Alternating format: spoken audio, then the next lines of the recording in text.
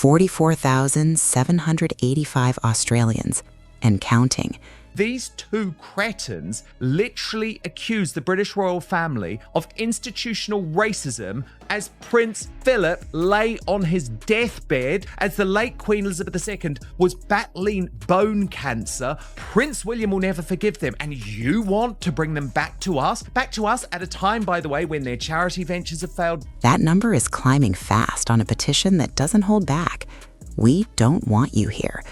Just today, 758 new names dropped in like a wave with no brakes. Why are people moving this quickly? And what changed overnight? The target is clear. Just rack off. That's what furious Australians are going to be saying to Prince Harry and Meghan Markle after this astonishing leak has just proved that the couple have been lying about the security costs on next week's fake royal tour. Prince Harry and Meghan Markle. And the message cuts straight through the noise. No taxpayer money, no official backing, not for this visit. Australian viewers of the Mark Dolan show don't want to see Harry and Meghan. The reason why it went down well in no soft wording, no polite spin, just a hard line in the sand. 2018, Paul, is because the Australian public didn't know Meghan Markle very well. Well, they know her now. And what do they know her to be? A gold-digging grifter. It didn't start loud. Back on November 14th, 2025, a Sydney group called Beyond Australia launched it quietly.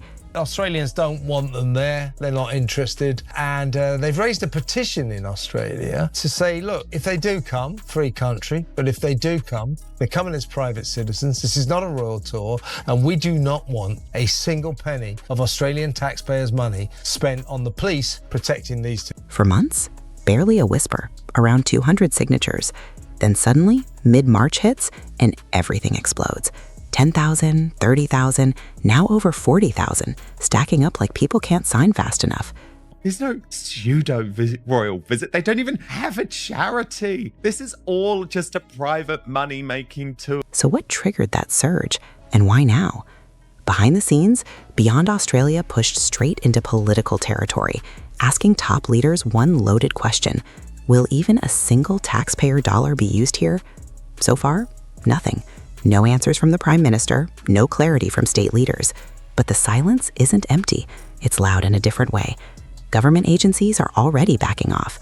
No involvement, no comment, no protection details, and not one politician stepping up to defend the visit. Not one. Why on earth should these two be given taxpayer-funded security in the first place? They are no longer working royal. What does that kind of silence really mean? Let's be real. 40,000 signatures in a country of 26 million isn't a full revolt, but it's loud enough to make every official look the other way and hope it fades. And that alone shifts the energy, because back in 2018, it was the complete opposite. Harry and Meghan arrived thinking Australia was fully behind them. No resistance, no tension. That belief, it just cracked wide open on a petition page, and somehow no one in their circle seems to see it coming. This trip is not going to be used using any Australian taxpayers' money. End. He didn't have to say anything else. Oh, there's only 35,000, but there's 27 million people. He didn't have to say that, and that's a bit churlish. Flashback to October 17th, 2018. Prince Harry standing in pouring rain, no umbrella, speaking straight to struggling farmers. Raw, real, human. You must not silently suffer, he said. It hit people. It mattered. Then in 2021, he admitted, privilege does give you blinders, his own words. So what changed between that moment and now? I'll just tell you that Australia has tackled illegal immigration very successfully. And I think given the fact that Harry and Meghan are on their way, I think it's time to reactivate Operation Sovereign Borders, Paul. Airstrikes, get the boats out. Fast forward to April 2026. Same country, same mental health focus, but this time the setting feels different. Melbourne Park, a high-profile summit, big spotlight, but then the numbers drop.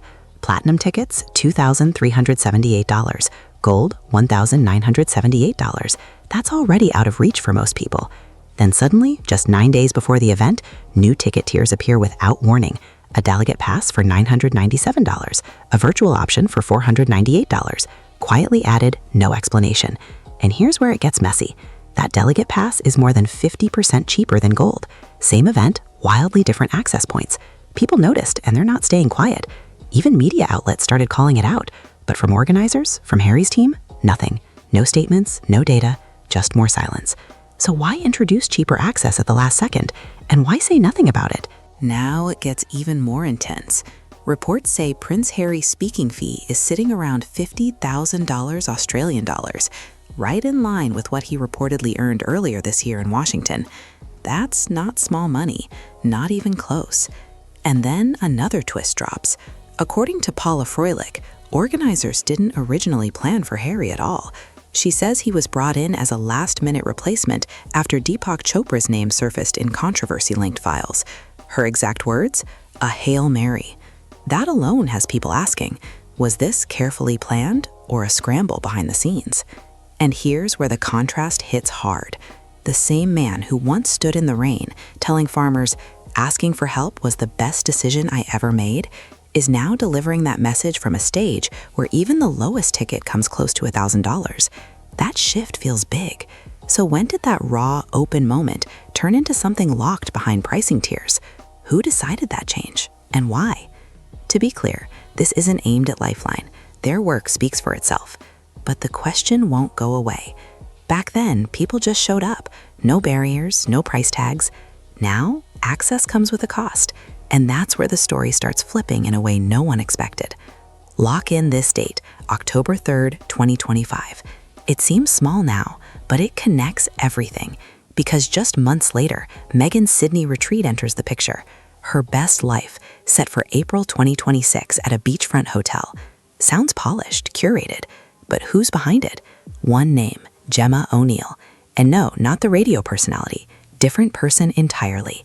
It speaks volumes. The PR and the pomp and pageantry almost of being part of the royal family, but they don't really want any of the responsibility, do they? They like to turn up to events, have a few photos taken, look like the charming, lovely people that they wish to present themselves as, and then go home, then go back to California. Here's where the timeline starts to feel off. On that same key date, October 3rd, O'Neill buys a 3-bedroom cottage for over $1 million. That's confirmed, solid records.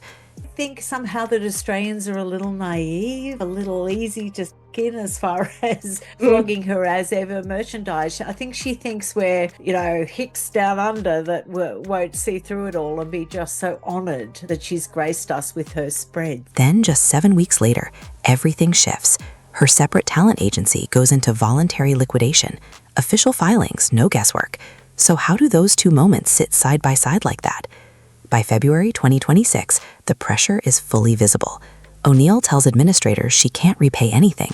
No savings, limited income, failed refinancing attempts. Then comes the official report. She's never sold, 100,000 quid's worth of jam, quite frankly. No way. It's embarrassing. It's really embarrassing. And I see that she's off to Australia. She's copyrighted the As Ever brand, and she's going to land in Australia. Over $546,000 in debt, with nearly all of it owed to the tax office. That's heavy, but it doesn't stop there. Administrators flag something even bigger, a 7-figure commission paid to a key client. No loan agreement, no clear business purpose, no proven benefit. That's not a minor issue. That's a flashing warning sign. And then one final note. They believe this didn't happen overnight. It may have been building for a while. So if the cracks were already forming, what else hasn't surfaced yet? Now the timeline gets even more uncomfortable. Reports suggest the agency may have been insolvent as far back as December 2024. At the same time, this retreat is being framed as a money-making weekend for around 300 women, with estimates claiming Meghan could earn close to £100,000 in just a couple of dates. This money-spinning tawdry event will be for 300 women, and we estimate that Meghan will probably make £100,000 from that weekend. Okay, that's good money for a couple of days. That's serious money for a short event. So where is all of it really going? All this guy needed to say was... Then, just 2 weeks later, March 11th, 2026, Gemma O'Neill announces Meghan as the headline speaker. Ticket price? $2,699 Australian. And to keep this fair, Besties Australia and GMI Agency are legally separate. There's no confirmed proof that retreat money is covering any debts. But the question is already out there, and people are asking it loudly. As one source put it, the question writes itself. Who is financing this event, and where is that money going? And so far, No clear answer. Right around that same time, O'Neill quietly deletes her personal Instagram. No explanation, just gone. And that only adds more curiosity, because people watching this unfold, like Margaret in Melbourne, are asking something simple but sharp. What kind of checks were done before Meghan's team signed on?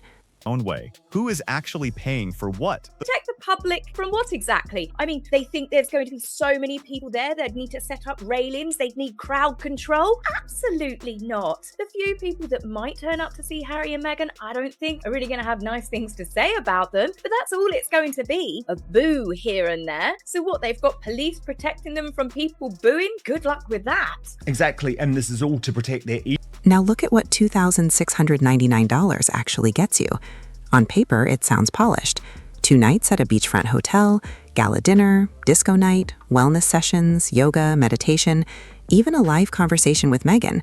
It looks like a full experience until you hit the fine print.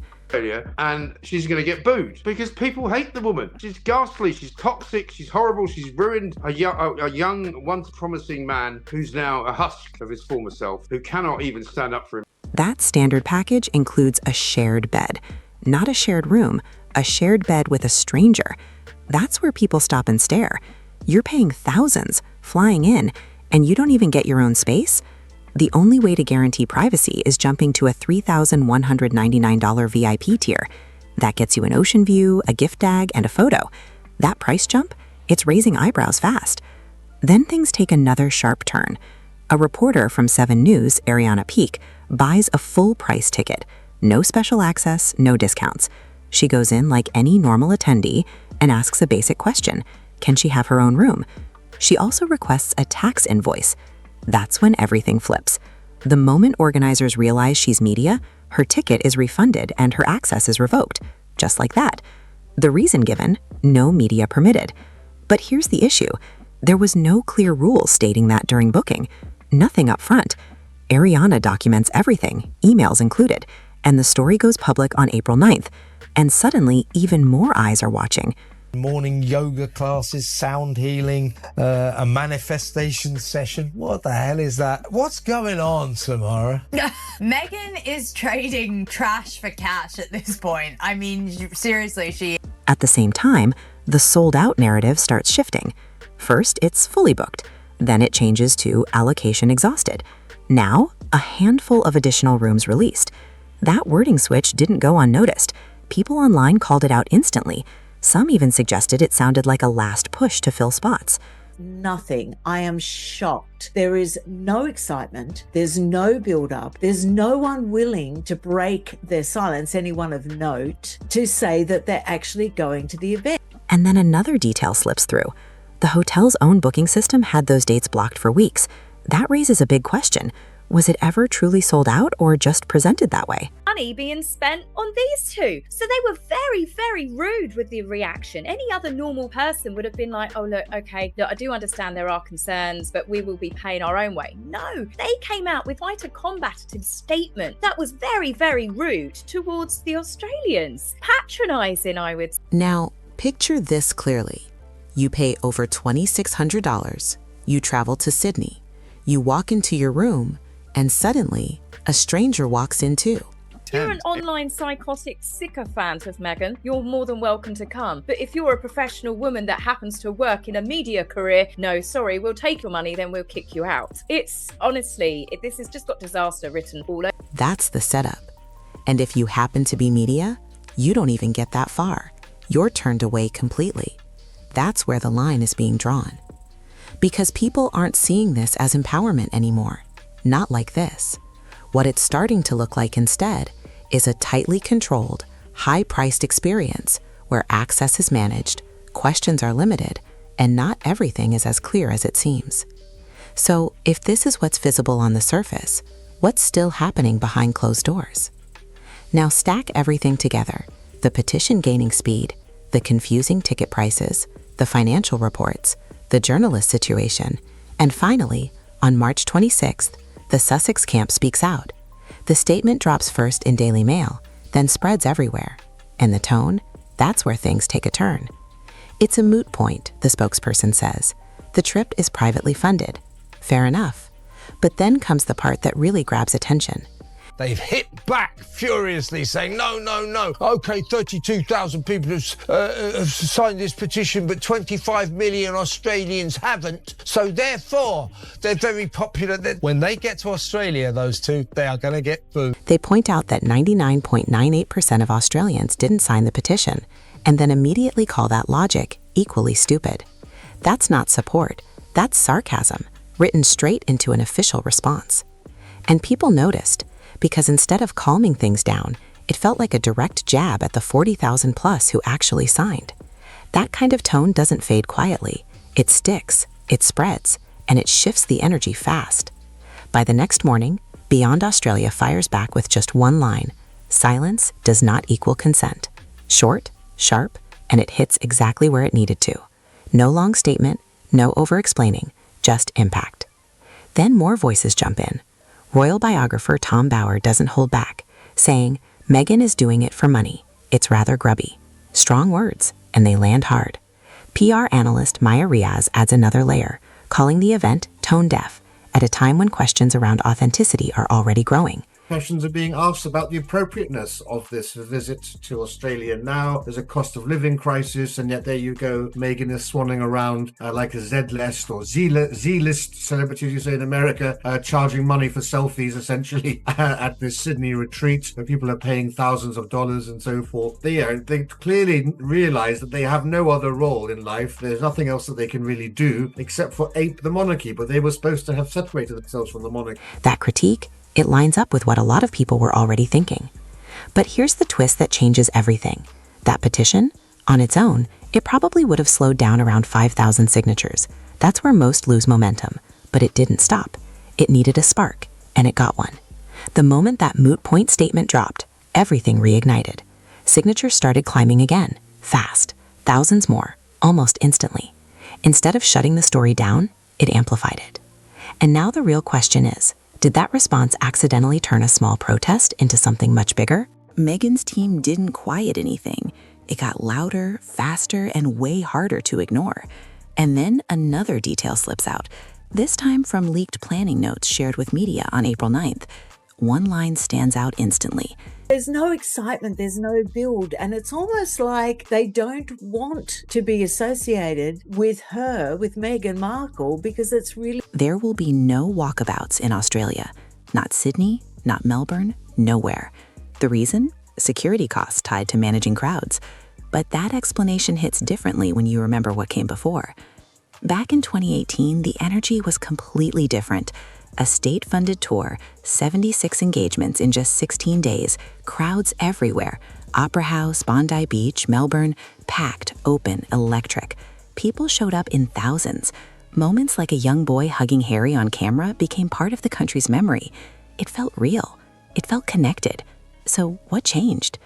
Now jump to 2026, and the contrast is impossible to miss. The new itinerary is tighter, controlled. A children's hospital visit, one Invictus event, a shelter stop, a sports appearance, and a short solo trip for Harry. But here's the detail that really stands out. The retreat isn't even listed, not mentioned once. According to those same planning notes, the retreat is treated as a completely separate commercial event. That split raises a big question. If it's separate, then who's responsible for what? Because right at the center of all this, one question keeps coming back again and again. Who is actually paying? The petition focuses on taxpayer-funded security. The retreat raises something else entirely. Who's funding the experience around it? The Sussex camp says it's simple, private funding.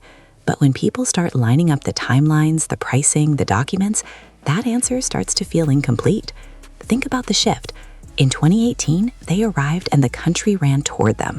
In 2026, they're walking into a petition saying, "We don't want you here."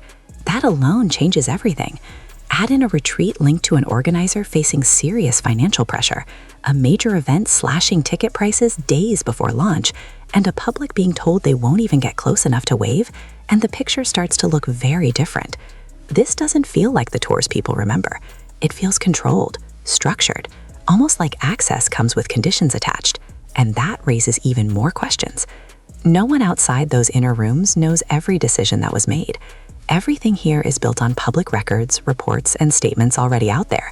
But what happens next? That's what really shapes this story. Because buried inside that February report is one detail that still hasn't been fully explained. A 7-figure commission flagged with no clear contract, no documentation, no defined purpose. That's not small.